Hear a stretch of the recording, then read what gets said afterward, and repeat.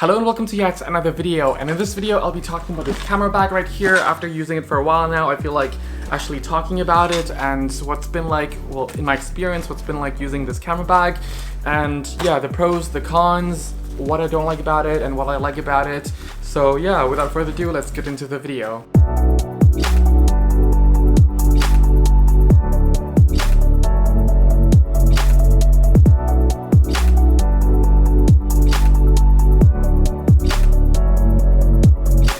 So the LowePro Photo Active 300, this is a really nice size camera bag in my opinion. I have this camera bag for a little while now. I've been using it at different shoots, outdoors and things like that, and it's, you know, it's been a pretty solid camera bag, I have to say. And in this video I'll be talking about the pros and cons based on my shooting, like my opinion, things like that, how I use it, and yeah, just give you my conclusion out of it. And let me start first with the actual design quality. The quality of this camera bag is really nice and solid, though it's a little bit too rigid and like it's not really incorporating. Sometimes what I mean by that is like with these flaps, as solid as it's seemed to build, but it's like it's easily to like bend, and then it just causes like some sort of like unwanted shape that makes the structure a little bit not as strong. And I think that's why, wrong flap, sorry. That's why the actual inserts, let me actually take the mint out because it's been causing a lot of, whoops, a lot of sound. Where's the mint? Ah, here. Sorry. But yeah, that's why these dividers are built very rigid and not very flexible to actually adjust. Of course, you can adjust it, but you're also playing in the same time with the actual integrity of the bag as well. And we'll talk a bit more about this soon. But otherwise, I really like how there are so many different pouches, well, different sections of the bag where you can just insert in random things. Like you have these sides here where you can just put in your business cards, your water bottle. I have my lens caps, evidently, and also like a pouch where I would keep a lot of my postcard designs just to give to people or to models or just clients. Yeah. So I really like that about this bag. It's just, it has a lot of really nice inserts in here as well that are really nice and protective. The material used is also very nice, very soft, very light, but also very rugged, and it's just really nice. And even though if you don't use your rain cover, you still can go through like light to medium rain with this bag without actually covering your bag. So it's also pretty good. The zippers also really nicely seal. Usually the these are my credit cards. Usually like the rain bag lives in here, but because it's been pretty sunny lately for the past 3 weeks, too warm, too sunny here in the Netherlands. For the past 3 weeks, I just had it like I had to leave it outside and use this space for other things. Like in this case, it's just my cards, evidently. But yeah, then there's also this random pouch which I just keep like my lens pen, my other lens caps, things like that. Or just quick access stuff, like if I'm actually at a shoot, I would just pick out like batteries or other accessories where I might need it really quickly into this particular compartment, so that during the shoot, if I need extra battery real quick, or if I need lens caps or whatever I may need at that particular shoot real quick, it's always really accessible with this front flap, and it's not gonna easily roll off because it's kind of like a little bit tight in the same time, but it feels a little bit elastic because of how big it is, but it's actually not really elastic, if that makes sense. It will hold. I haven't had a chance to actually shoot proper landscape with this bag, so I haven't really got a chance to test the actual tripod, well, how well it will hold the tripod, but I'm assuming it's also going to be well, just based on the quality. But yeah, that's just my thoughts. And one last final thing is this pouch or compartment right here where you put in your computer.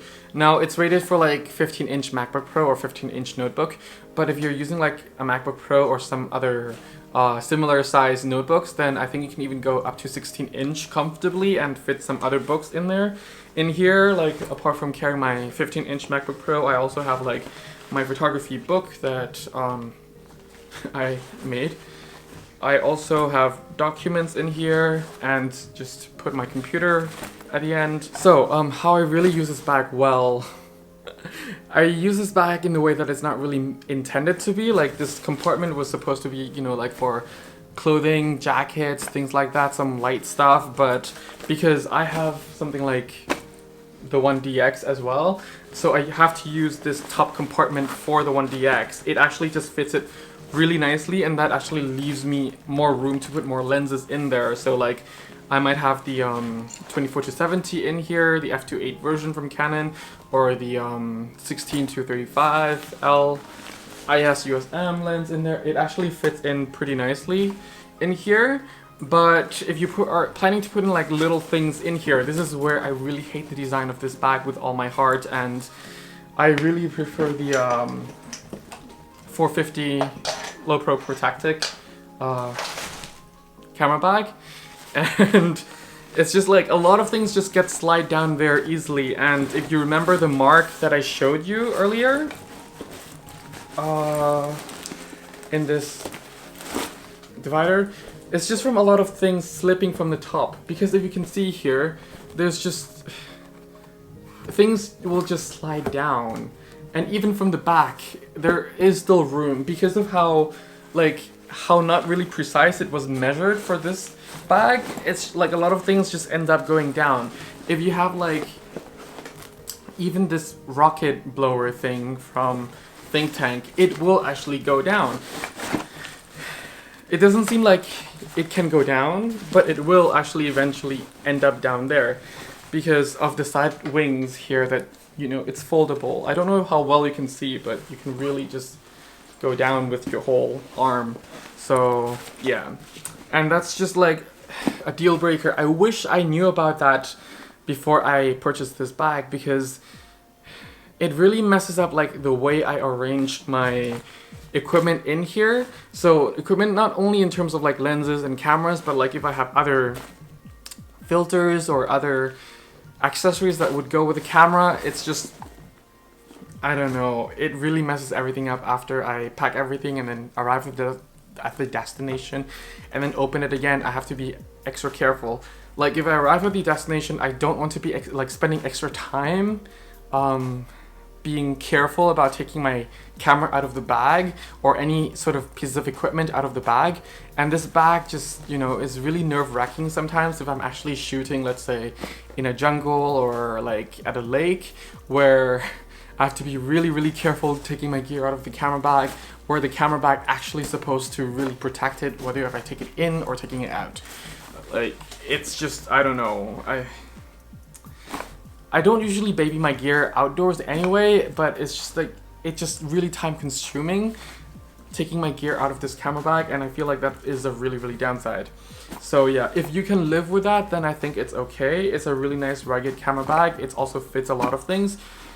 You can take the compartment out and actually put in other sort of dividers that you may have.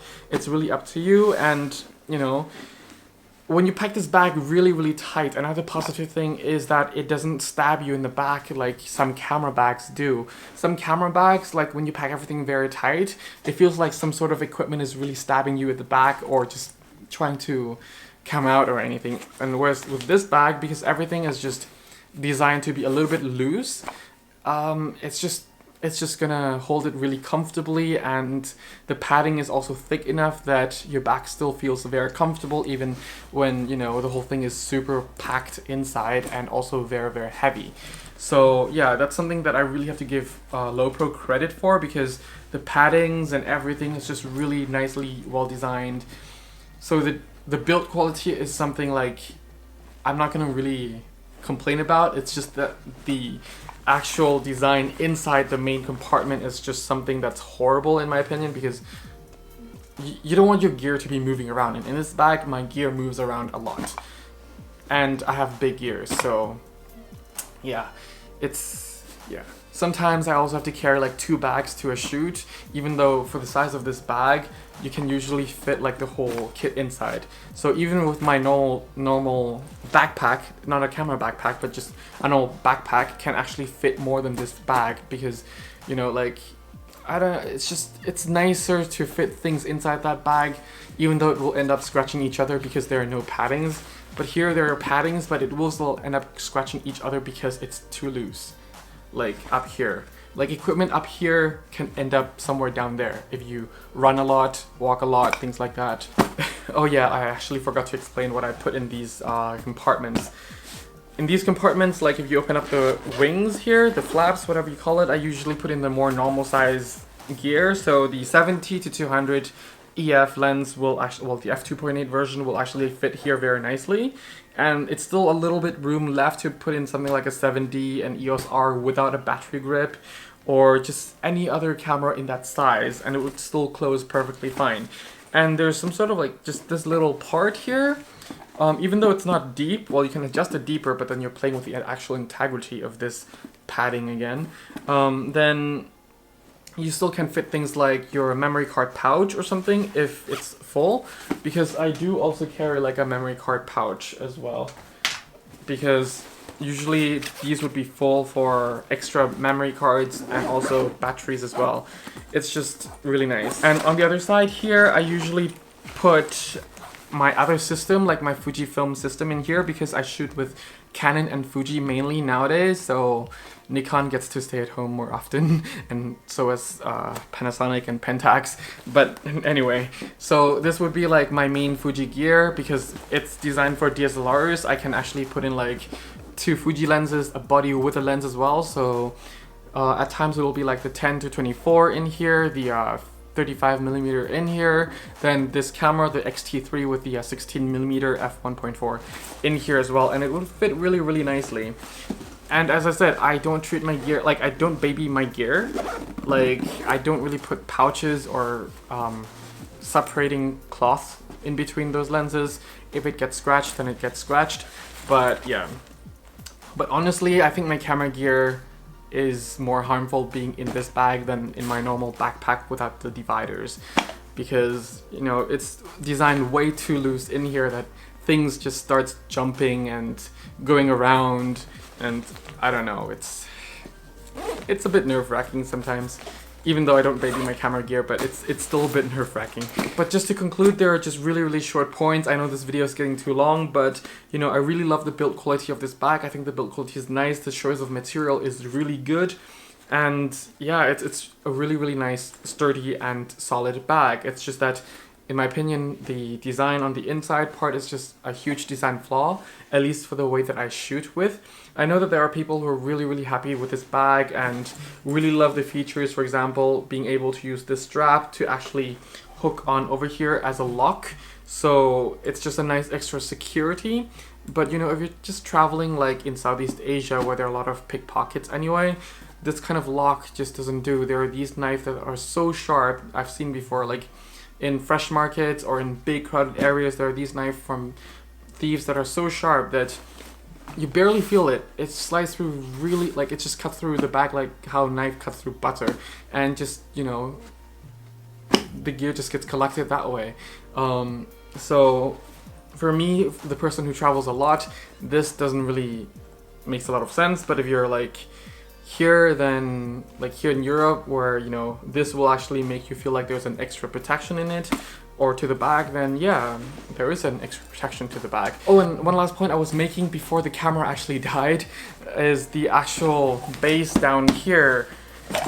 Compare this to this bag right here. This doesn't sit properly on the ground. This will either go forward or backward, whereas this camera bag actually stays really nicely on the actual floor or on any surface you put it on. Well, granted that surface is actually stable enough, and also balanced as well. So yeah, that's something that I really appreciate from this bag, because a lot of backpacks, if you really outfit your backpack with a lot of your camera gear, it will start to curve a little bit, whereas this one, there's an actual padding down here that makes it really nice for the camera bag to really stay nicely balanced and upright straight on any balanced surface or any sort of like, yeah, balance or surface. But yeah, do I recommend this bag? I think I do recommend this bag. It's like only 80 euros, and you can't really go wrong with this sort of quality of camera bag. You can definitely make this camera bag